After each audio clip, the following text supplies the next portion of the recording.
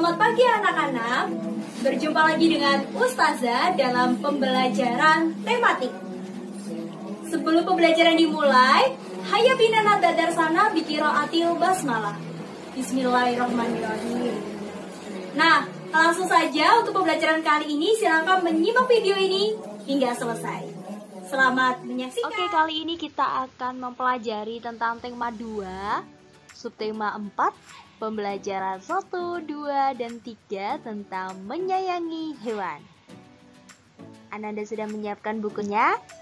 Silakan buka buku tematik halaman 173.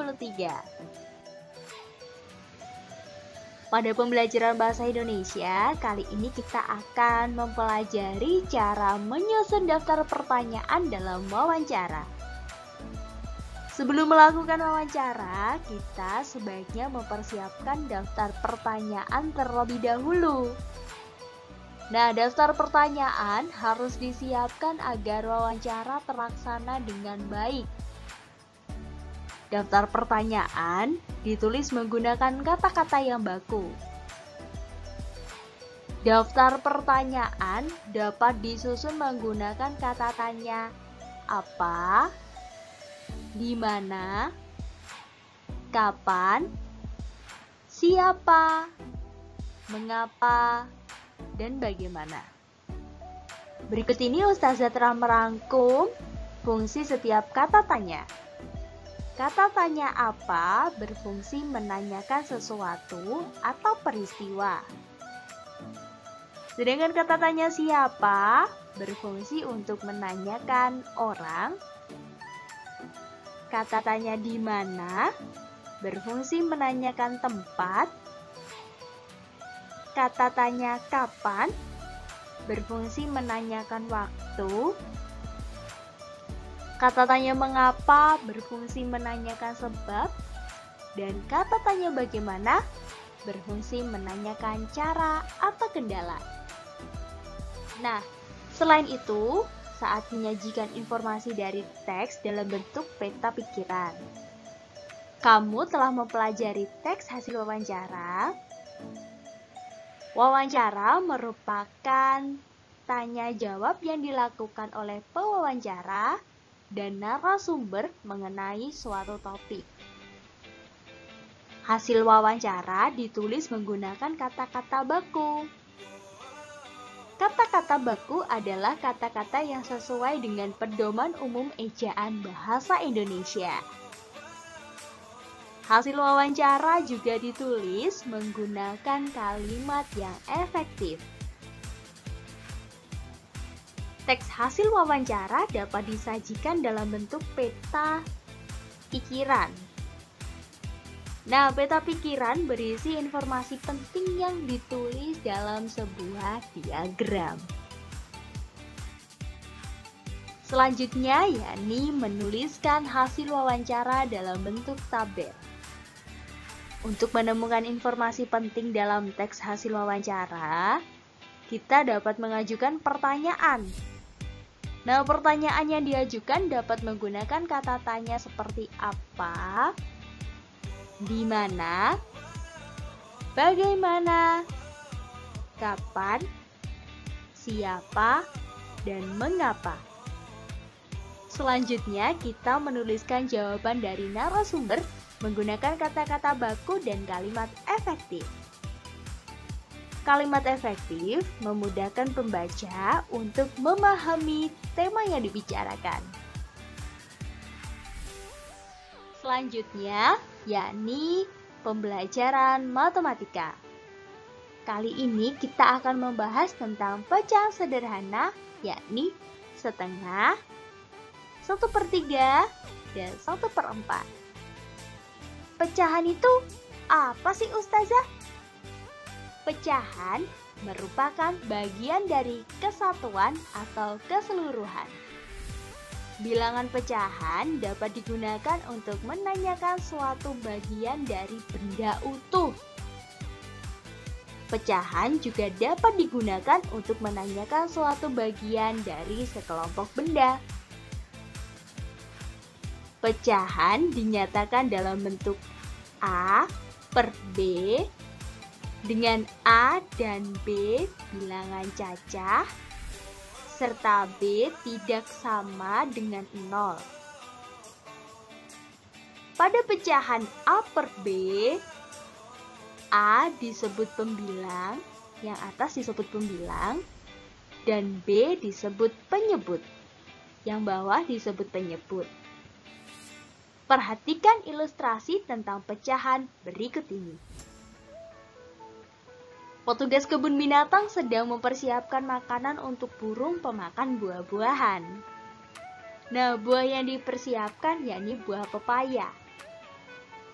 Petugas membagi buah pepaya menjadi 2 bagian. Buah pepaya yang dipotong menjadi 2 bagian sama besar. Setiap potong pepaya dapat dinyatakan dengan pecahan 1/2.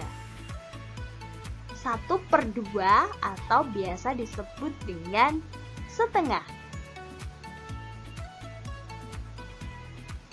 Gambar yang kedua, yakni 1 buah pepaya lagi dibagi menjadi 3 bagian.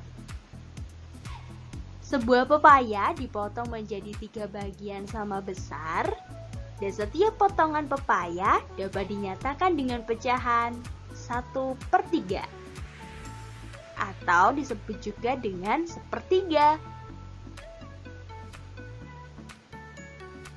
Selanjutnya, pada gambar yang kedua, maksud Ustazah, pada gambar yang ketiga, pepaya yang lain dibagi menjadi 4 bagian. Buah pepaya dipotong menjadi 4 bagian sama besar. Setiap potongan pepaya dapat dinyatakan dengan pecahan 1/4 atau biasa disebut dengan 1/4. Pecahan sederhana lainnya. Kamu sudah mengenal pecahan setengah, 1/3 dan 1/4. Oke, sekarang perhatikan contoh pecahan sederhana lainnya berikut ini. Pada gambar yang pertama, seluruh kotaknya ada 4. Sedangkan banyak kotak yang diarsir ada 3. Bagian yang diarsir dapat dinyatakan dengan pecahan 3/4. 3 merupakan banyak kotak yang diarsir, dan 4 yang merupakan jumlah keseluruhan dari 4 kotak. Untuk gambar yang kedua, keseluruhannya ada 6 bagian lingkaran. Bagian lingkaran yang diarsir ada 5. Bagian yang diarsir dapat dinyatakan dengan pecahan yakni 5/6. Ya, pembelajaran SPDP. Kali ini kita akan mempelajari tentang alat mewarnai dan teknik pewarnaan. Setelah membuat bentuk objek, langkah selanjutnya adalah mewarnai objek.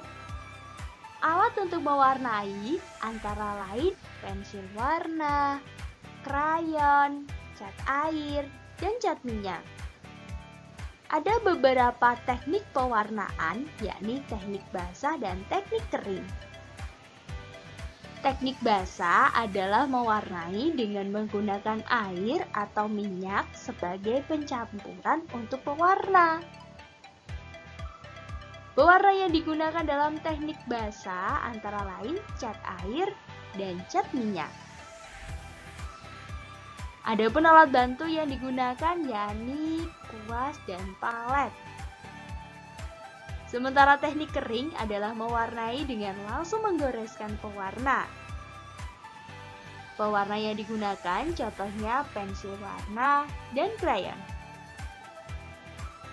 Mewarnai juga dapat dilakukan dengan teknik potong. Teknik tersebut menggunakan kertas warna-warni untuk mewarnai objek gambar. Caranya dengan menyobek atau menggunting kertas warna yang sudah disesuaikan dengan warna objek.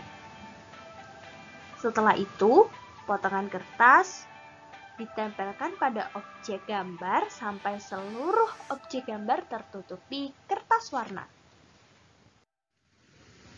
Selanjutnya, yakni bahan-bahan yang digunakan untuk membuat karya seni. Bahan-bahan untuk membuat karya seni dibagi menjadi 3 macam, yakni bahan alam, bahan buatan, dan barang bekas. Bahan alam itu apa sih, Ustazah?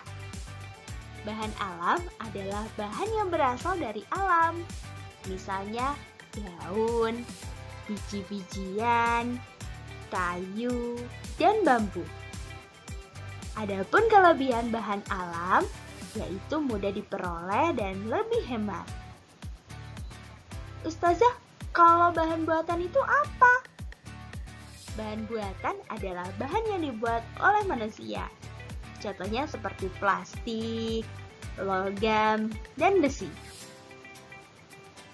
Adapun barang bekas, yakni barang yang sudah tidak terpakai tetapi masih bisa dipergunakan kembali. Contohnya kaleng, kain perca, kardus, dan botol plastik.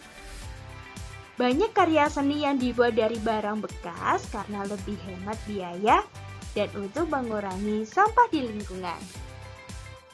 Oke, selanjutnya yakni pembelajaran PPKN. Kali ini kita akan mempelajari tentang manfaat berbagi peran saat melakukan kegiatan di rumah. Kamu sudah belajar tentang hak dan kewajiban di rumah? Misalnya, kamu memiliki hewan peliharaan di rumah. Nah, merawat hewan peliharaan tersebut merupakan salah satu kewajibanmu di rumah. Adapun hak yang akan diperoleh setelah melaksanakan kewajiban tersebut, antara lain dapat memiliki hewan peliharaan yang sehat.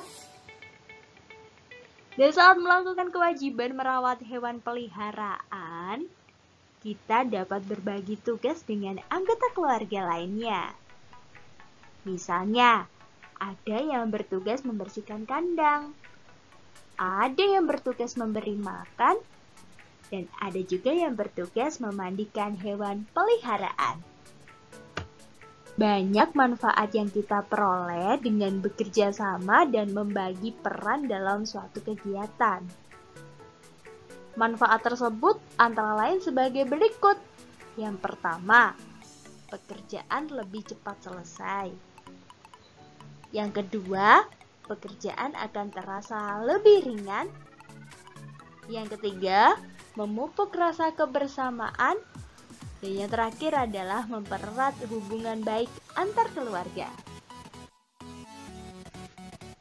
Oke, untuk penugasan silakan anak-anak sekalian mengerjakan Ayo Berlatih halaman 174 muatan bahasa Indonesia dan Ayo Berlatih halaman 176 muatan matematika.